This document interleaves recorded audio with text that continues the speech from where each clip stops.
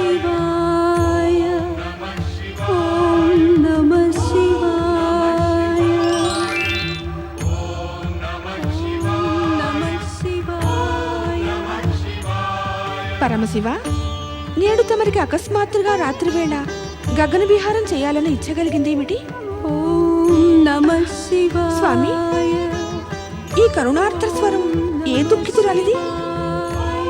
నేడు నువ్వు ప్రశ్నపై ప్రశ్నని అడుగుతూనే ఉన్నావు దేవి. ఇక మా సమాధానానికై ప్రతీక్షించలేవా? ముందుగా నీ మొదటి ప్రశ్నకి సమాధానం విను.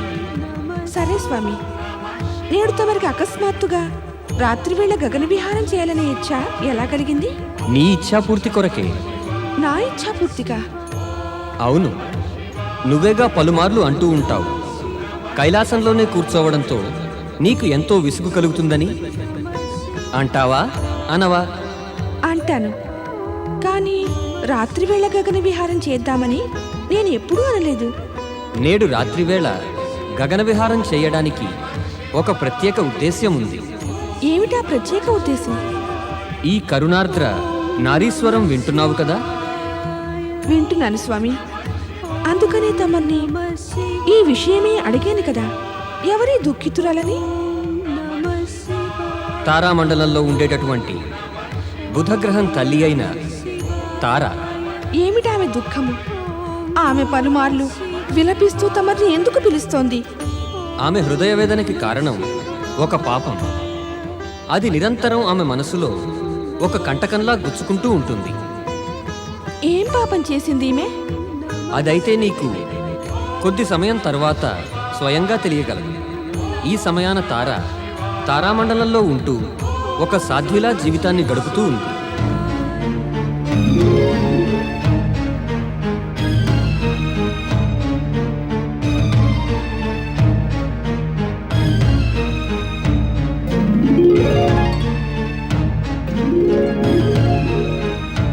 స్వామి, స్వామి, అకస్మాత్తుగా తమ మస్తకంపై చంద్రదేవుడు అదృశ్యుడయ్యాడే? సమాధానం ఇయ్యండి. చంద్రదేవుడు ముందెప్పుడూ ఇలా చేయలేదు. నేడతనికి ఏమైంది? అదంతా ఇప్పుడే తెలుసుకోవాలనుకుంటున్నావా? అదే నువ్వు నీ దివ్యదృష్టిని ప్రయోగిస్తే అప్పుడు నీకే అంతా తెలియగలదు. తార పాపంలో అపరాధి చంద్రుడేనని.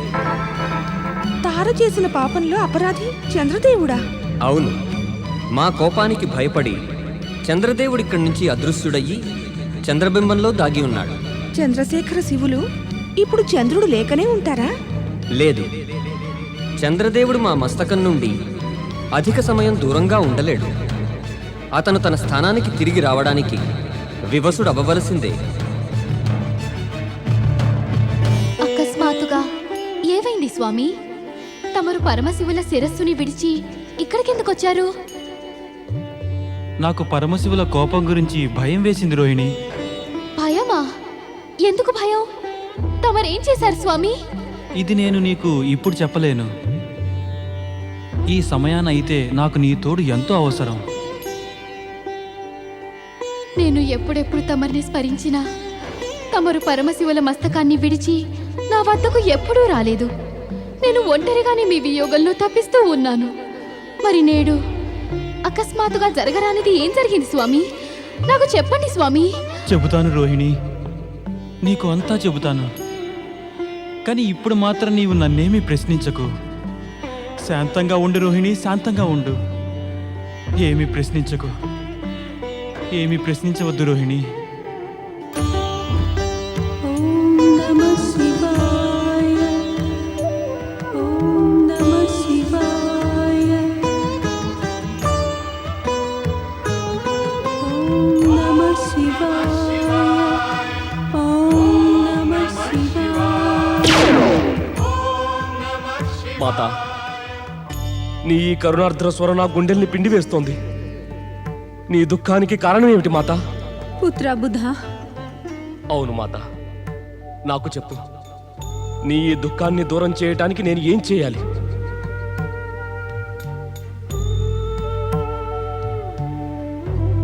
చెప్పు మాత, నీ ఈ వేదనకి కారణం ఏమిటి? నేను నీ కన్నిటిని చూడలేను మాత.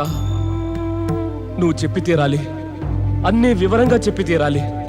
ఈ వేదనని నన్నే అనుభవించు నీ పుత్ర. నేను క్షమించరాని అపరాధం చేశాను. దాని పరిణామం నేనే అనుభవించాలి. నా పాపానికి నేనే ప్రాయశ్చిత్తం చేసుకుంటాను. చెప్పు మాత, అంతటి ఘోర పాపం ఏం చేశావు? నువ్వు ఈ రహస్యాన్ని నీ పుత్రుని వద్ద కూడా దాచాలనుకుంటున్నావా? అపరాధమే అలాంటిది. ఏ మాత తన పుత్రునితో చెప్పుకోలేనిది. నన్ను ఒంటరిగా వదిలే పుత్ర. ఇక ఆ కరుణామయుడైన పరమేశ్వరులకు నా ఈ పిలుపు వినిపిస్తే వారు ఈ అపరాధాగ్నిని చల్లపరుస్తారు. ఇక అలా జరగనంత వరకు నేను ఇలాగే పశ్చాత్తాపాగ్నిలో గ్రహించుకుపోవాలి. నేను ముందు కూడా అనేక మార్లు నీ నుండి ఈ రహస్యం తెలుసుకోవడానికి ప్రయత్నించాను. నువ్వు ఈ విషయంలో మౌనంగానే ఉండిపోయావు. అంటే నీకు నీ పుత్రుని వేదన చూసి బాధ కలగలేదా మాత? పుత్రుడు తన యొక్క మాతని వేదన ఇంకా దుఃఖంతో చూసిన ఎడల అప్పుడు అతని హృదయంలో కలిగే బాధని నువ్వు ఊహించలేవా మాత? నాకు చెప్పు మాత, నేను కూడా నీతో పాటు శివారాధన చేసి నీ ప్రాయశ్చిత్తంలో పాలు పంచుకుంటాను. వద్దు పుత్ర. ప్రాయశ్చిత్తం పాపం చేసిన వారు ఒంటరిగానే చేసుకోవాలి. ఎవరు అందులో పాలు పంచుకోలేరు. నేడు నేను ఇది తెలుసుకునే తీరతాను. నీ హృదయాన్ని నిరంతరం పీడిస్తూ ఉన్నటువంటి ఆ కంటకం ఏమిటి? నేడు ఆ రహస్యం నువ్వు చెప్పి తీరాల్సిందే మాత.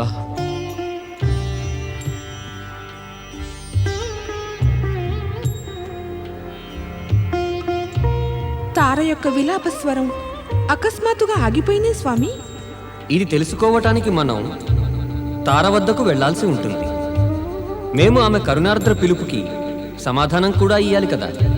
అయితే పదండి స్వామి. తార యొక్క కరుణాగాథను వినడానికి నేను ఆతృతతో ఉన్నాను. నడుదేవి. నీ దుఃఖాన్ని దూరం చేయడానికి నేను నా ప్రాణాల్ని కూడా ఇవ్వటానికి సిద్ధం మాత. ఇప్పటిదాకా నీ కన్నీళ్లలోనే దాచుకుని ఉన్న ఆ సత్యమేమిటో కృపతోటి నాకు తెలియజేయి మాత. లేదు పుత్ర, లేదు. నాకు అంతటి సాహసం లేదు. నేను నీకు ఆ ఘోర సత్యాన్ని తెలియచేయలేను.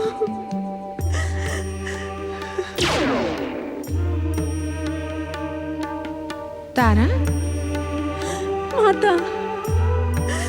మాత, నన్ను ఈ పాపబంధం నుంచి ముక్తురాల్ని చేయండి. నేను ఈ బాధని ఇంకా ఇంకా సహిస్తూ ఉండలేను. ధైర్యాన్ని వహించు దేవి తారా. లే.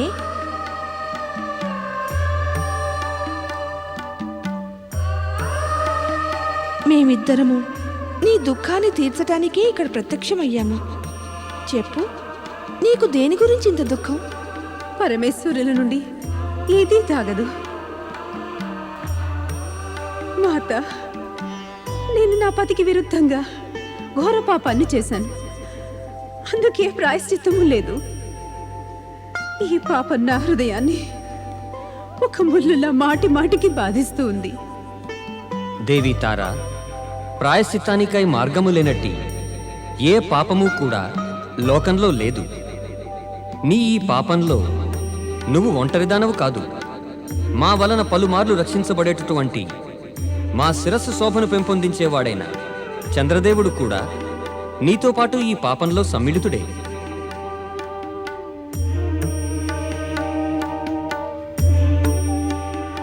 కానీ దాంతో నా అపరాధం తగ్గిపోదు కదా ప్రభు శివశంకర.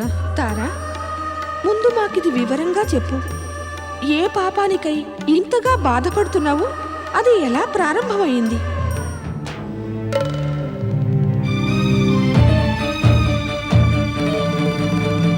తారా, పార్వతీదేవికి అంతా వివరంగా చెప్పు. పాపాన్ని వెలుగులోకి తెస్తే పాపం యొక్క చీకటి కొంచెం తక్కువ అవుతుంది. హృదయ భారము తగ్గి తేలికవుతుంది. అత్రి అనసూయల పుత్రుడు సుకుమారచంద్రుడు నా స్వామి బృహస్పతి వద్దకు శిక్షణకు వచ్చినప్పుడు మొదటి దృష్టిలోనే నా చంచల మనస్సు చంద్రుని సౌందర్యానికి ఆకర్షితమైంది. చంద్రుడు చంచలుడే కదా, ఇక అతని మనస్సు నా రూపానికి మోజుపడింది. ఇంకా ఇంకా ఓం నమః శివాయ. ఓం నమః శివాయ. ప్రణామం గురుదేవా. ఓం నమః శివాయ. ఓం నమః శివాయ. ఓం నమః శివాయ. ఓం నమః శివాయ. ఓం నమః శివాయ. ఓం నమః శివాయ. ఓం నమః శివాయ. ఓం నమః శివాయ. ఓం నమః శివాయ. ఓం నమః శివాయ. ఓం నమః శివాయ. ఓం నమః శివాయ. ఓం నమః శివాయ. ఓం నమః శివాయ. ఓం నమః శివాయ.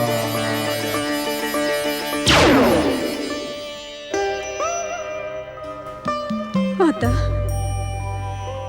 ఈ విధంగా చెంచల చంద్రుని ప్రథమ దృష్టి ప్రేమల కలయికతో నేను నా పతియడల విశ్వాసఘాతం చేయటే కాక దాంతోపాటు నా సతీత్వము కళంకితం చేసుకున్నాను.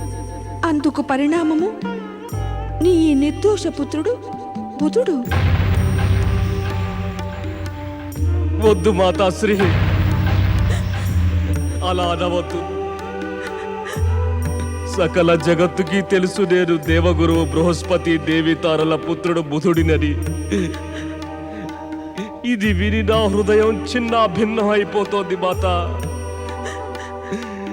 చెప్పు ఇది అసత్యమని, చెప్పు మాత ఇది అసత్యమని. శాంతించు బుధ. నీ మాత ఏ సత్యాన్నైతే ఆమోదించిందో ఆ సత్యాన్ని నీవు కూడా అంగీకరించాలి. ఇక యథార్థమేమంటే ఈ నిజం ఇప్పుడిక అందరికీ తెలిసిపోయింది. ఏమంటున్నారు పరమేశ్వర?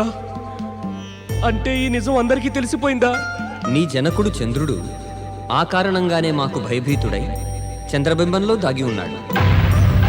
పరమశివ, తమరికి ఈ వాస్తవం తెలియను కదా, మరి తమరు చంద్రుణ్ణి ఎందుకు దండించలేదు? నీకు చంద్రుని స్వభావం తెలియనిదా దేవి? అదే మేము చంద్రుణ్ణి మా శిరస్సుపై ధరించకుండా ఉంటే ఆ చంచల చంద్రుడు ఈ పాటికి ఇంకా ఎన్నెన్ని కథల్ని సృష్టించేవాడు. అయినా అపరాధిని దండించడం ఆవశ్యకం కదా స్వామి. అంటే తమరు అతన్ని ఈ విషయమై హెచ్చరించనే లేదా? చంచల చంద్రుడు మా నేత్రాల భాషని తెలుసుకోగలడు దేవి. కాదు స్వామి, చంద్రుడు తమరి కరుణని అనుచితంగా ఉపయోగిస్తున్నాడు. తమరు అతన్ని దండించటమే ఉచితం. అతని స్వభావమే చంచలము, సంయమనం లేనిదీను. అతడిని మేము ఎప్పటిదాకా దండిస్తూ ఉంటాం. దక్ష ప్రజాపతి ద్వారా శపించబడినప్పుడు మేమతనికి రోగ విముక్తి కలగడానికి సోమనాథ జ్యోతిర్లింగాన్ని స్థాపించాము. శ్రీ గణేశుని ద్వారా శపించబడినప్పుడు నువ్వు అతన్ని కరుణించావు.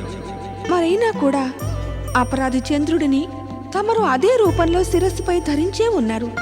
నేను చెబుతున్నాను, తమరు శాశ్వతంగా ఇక చంద్రుడిని త్యజించడమే ఉచితమైన పని. సముద్రమథన సమయంలో సముద్రం నుంచి వెలువడిన చంద్రుణ్ణి మా మస్తకం పైన ధరించి చంద్రశేఖరుడిగా మారుటకు మేము వాగ్దానం చేశాం. మేము ఆ వాగ్దానాన్ని నిలబెట్టుకుంటున్నాము దేవి.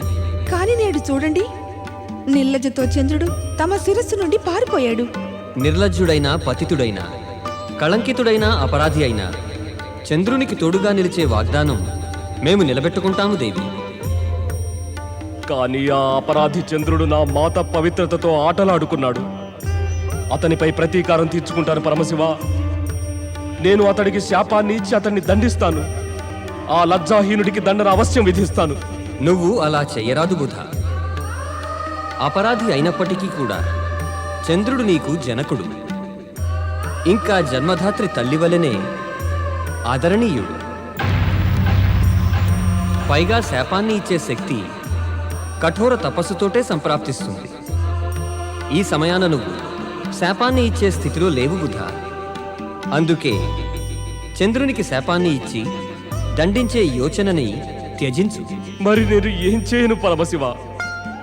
నేడు ఈ కఠోర సత్యం తెలిసిన పిదప ఆ బాధతో నేను నా తల్లి వలె వ్యాకుల పడుతూ ఉన్నాను. ఈ వ్యాకులత నుండి నాకు విముక్తిని కలిగించండి. ధన్యుడా దేవగురువు బృహస్పతి. ఆయనకి అన్ని విషయాలు తెలిసి ఉండి చంద్రుడు తారలకి శాపాలని ఏలేదు. ఈ మహనీయత కారణంగానే బృహస్పతికి దేవగురువు స్థానం సంప్రాప్తించింది. మనస్సుని దహించి వేస్తున్న ఈ తాపం ఏ శాపానికన్నా తక్కువ దేవా? ఈ తాపం కూడా అంతమవగలదు తారా. ఎలా ప్రభు? నువ్వు నీ స్వామి దేవగురు బృహస్పతి వద్దకు వెళ్ళి ఆయనని క్షమించమని అర్థించు.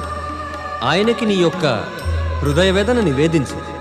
మాకు పూర్తి నమ్మకం ఉంది, ఆయన నేను స్వచ్ఛ మనసుతో తప్పక క్షమిస్తారు. వద్దు శివశంకర, ఆయనకి నా ముఖం చెప్పే సాహసం నాలో లేదు. నేను ఏ ముఖంతో ఆయన ముందుకు వెళ్ళగలను? దేవగురువు బృహస్పతి వద్దకు నేను నిన్ను తీసుకుని వెడతానమ్మా. పరమశివుల ఆదేశాన్ని మనం పాటించటం మన పరమ కర్తవ్యం. విశాల హృదయుడు దేవగురువు బృహస్పతి నిన్ను అవశ్యం క్షమిస్తారు తారా. నీ పుత్రుని తోడుకుని ఆయన వద్దకు వెళ్ళు. వృధాగా సంకోచించకు. నువ్వు దోషముక్తిని పొందకపోవడానికి ఒక కారణం ఇదియే. ఇప్పటిదాకా నువ్వు సంకోచపడి ఆయనకి దూరమయ్యావు. పరమశివులు ఇంకా పార్వతీమాతల ఆజ్ఞని ఎన్నడూ అవహేళన చేయరాదు మాత. మనం దేవగురువు బృహస్పతి సమక్షానికి వెళ్ళవలసిందే. తమ ఆజ్ఞ దేవాది దేవా. పార్వతీమాత శుభం శుభం భవతు. భవతు. స్వామి, తమ భయానికి కారణం నాకు ఎందుకు చెప్పరు? పరమశివశంకరులంటే తమరికి ఎందుకు భయం కలుగుతోంది? అంటే తమరు నాకు ఆ యోగ్యత లేదనుకున్నారా? తమరు తమ మనసులోని వ్యథ నాకు చెప్పలేరా? నేను మీ ధర్మపత్నినే కాదు, తమరందరికన్నా ప్రియపత్నిని. నా నుండి ఏ మాటైనా తమరు ఎంతవరకు దాచగలరు? నువ్వు నా అపరాధానికి నన్ను క్షమించగలవా? నేను చేసిన దానికి నిజంగా ఎంతో సిగ్గుపడుతున్నాను రోహిణి. నేనేమాత్రం సాహసం చేయలేకపోతున్నాను. నేను ఏం చెయ్యను రోహిణి, ఏం చెయ్యను. నేను మీ సహధర్మచారిణిని. తమరి యొక్క ప్రతి మంచి చెడు కార్యాల పరిణామంలో తోడు నిలవడం నా ధర్మం. తమరు నా నుండి ఏది దాచకండి, అంతా స్పష్టంగా చెప్పేయండి.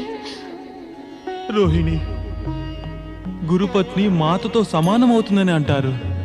అవును, ఈ మాట నిజమే కదా. గురువుతో సమానంగా గురుపత్తి స్థానం కూడా ఎంతో పూజనీయం అవుతుంది. మరి నేను నా యొక్క గురుపత్నిని మోహావేశ దృష్టితో చూశాను. అప్పుడు నా మనసు ఎంత పతనం అయి ఉంటుందో రోహిణి, అది ఊహించడం నీకు సాధ్యం కాదు. తమరు ఏ గురుపత్ని మాట చెబుతున్నారు? ఎవరు మీ గురుపత్ని? ఈ విషయమై తమరు నాకు ఎప్పుడు ఏది చెప్పనే లేదు. నేను కోరి కావాలనే నీకు ఆ అపవిత్ర సంఘటన గురించి ఏమీ చెప్పలేదు రోహిణి. నేను ఒక అపరాధిని. ఇక ఒక అపరాధి తన అపరాధాన్ని దాచుకోకుండా ఎన్నడూ ఉండలేడు.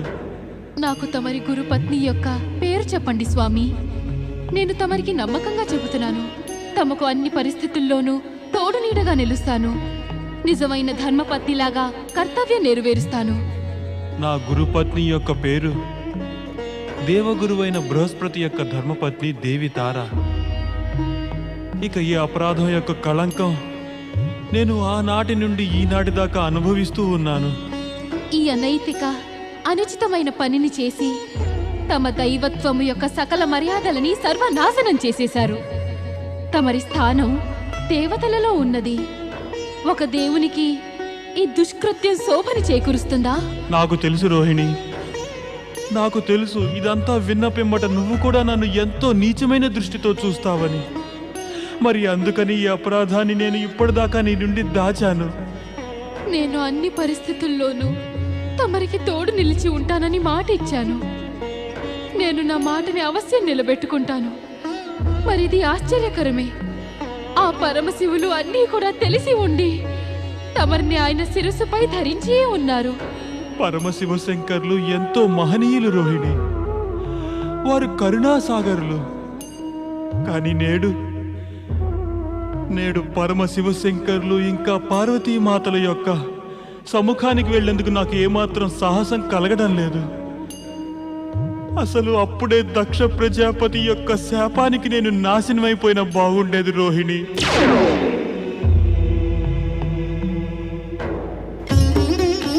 దేవాధిదేవా, మహాదేవా, పార్వతీమాత, నా పతి అపరాధాన్ని క్షమించండి.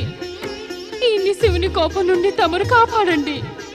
దయ చూపండి కరుణామయి, దయ చూపండి. అంటే నేడు చంద్రదేవుడు నీకు ఆ విషయమై పూర్తిగా చెప్పేశాడా? పార్వతీమాత, నా మాంగళ్యాన్ని కాపాడండి. నేను మీ చరణాలు పట్టుకుంటాను. నా వేదనని తమరే తెలుసుకోగలరు. ధైర్యాన్ని వహించు రోహిణి. రోహిణి, మేము కనుక చంద్రుణ్ణి దండించాలి అనుకుంటే మేము ఇక్కడ ప్రత్యక్షమే అయ్యేవారము కాము. సముద్రమథనం పిమ్మట చంద్రదేవుని మా శిరస్సుపై ధరించిన సమయాన మేము ఇతనికి చంద్రశేఖరునిగా ఉంటామని మాట ఇచ్చాము. ఆ మాటని నిలబెట్టుకుంటాము రోహిణి. నిశ్చింతగా ఉండు. తమరు నిజంగా మహనీయులు దేవాధిదేవా. కానీ ఈ సమయాన చంద్రుడు శపథం చేయవలే. తన చంచలత్వాన్ని వశంలో ఉంచుకుని ఏ పరాయి స్త్రీని కూడా చెడ్డ దృష్టితో చూడనని. నేను శపథం చేస్తున్నాను ప్రభు. నిర్మలమైన హృదయంతో శపథం చేస్తున్నాను. నాకు నా యొక్క ధర్మపత్ని తప్ప సకల స్త్రీలు నాకు మాత లేదా సోదరితో సమానం. తమరు నా యొక్క అపరాధాన్ని క్షమించి తిరిగి నన్ను తమరి శిరస్సు పైన ధరించండి శివశంకర. దేవి పార్వతి, చంద్రదేవునిపై నీ కోపం శాంతించిందా లేదా? స్వామి, నేను తమ ధర్మపత్నిని. తమరు క్షమించినట్లయితే అతనిపై నేను ఎందుకు కోపగించుకుంటాను? చంద్రదేవ, ఇక నువ్వు నీ స్థానాన్ని సుశోభితం చెయ్యి.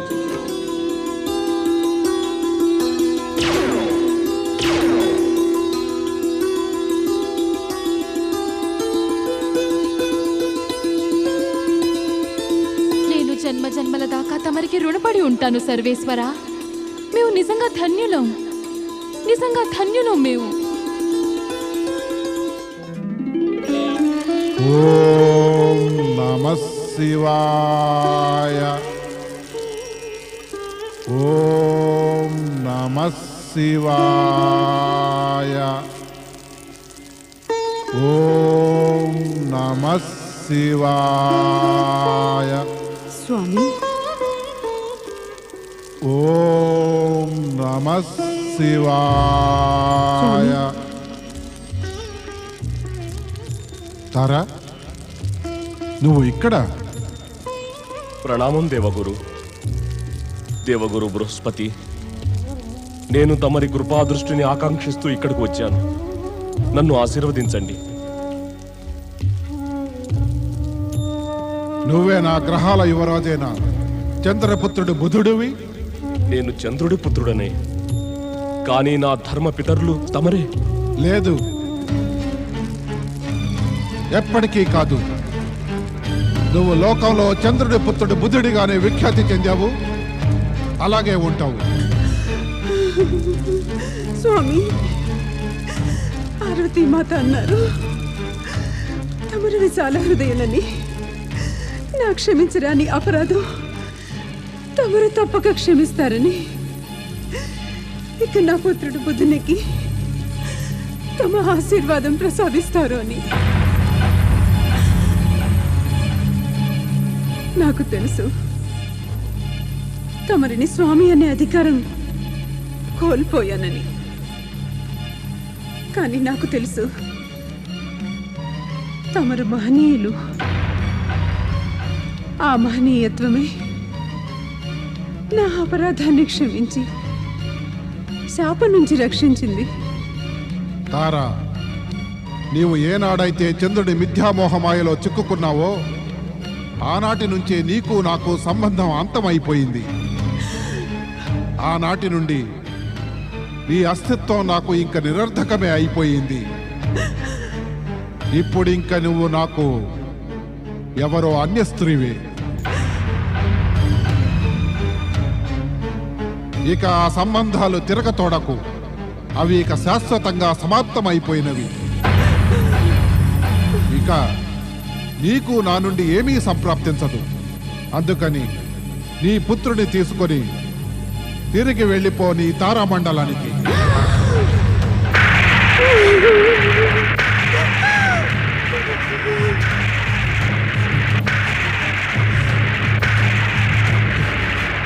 ధర్మపిత, ఇంతటి నిర్దయులు కాకండి.